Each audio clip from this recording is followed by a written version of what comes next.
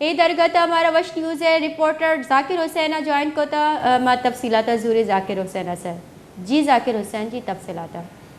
जी बिल्कुल, हाँ, 2 रोज़ कबल ज़िला जलमक्सी के इलाके में मक्सी और जोया बिरादरी के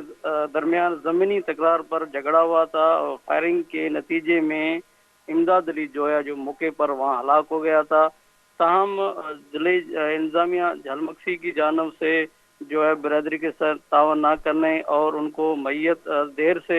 देने पर उन लोगों ने वहाँ भी एहतजाज किया, लेकिन जलमक्सी की इंतज़ामिया ने वहाँ उनको एहतजाज करने नहीं दिया। रात देर से ये उस्ताद मोहम्मद रात 12 बजे यहाँ पर पहुंचे और सिटी पुलिस थाना उस्ताद मोहम्मद के सामने ज़िले इंतजामिया झलमक्सी के खिलाफ यहाँ पर सैकड़ों की तादाद में मर्द खवातीन सियासी समझ शख्सियात ने लाश रखकर यहाँ पर एहतजाज किया।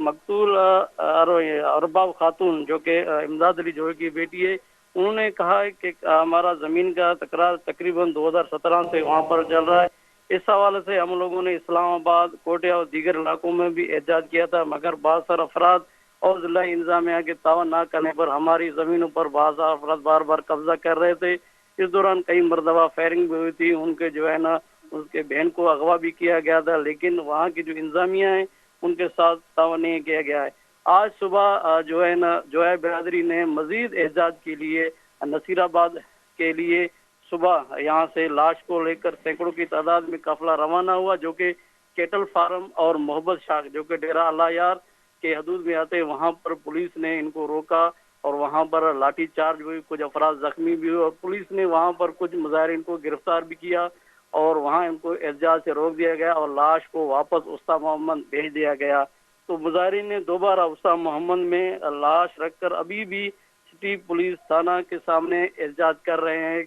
और उनका यही कहना है कि अभी तक जो 62 अफराद हैं जो भी वाकई में मुलव्वस हैं, ना तो उनको गिरफ्तार किया गया है, ना ही उनके खिलाफ कोई कार्रवाई की गई है। जी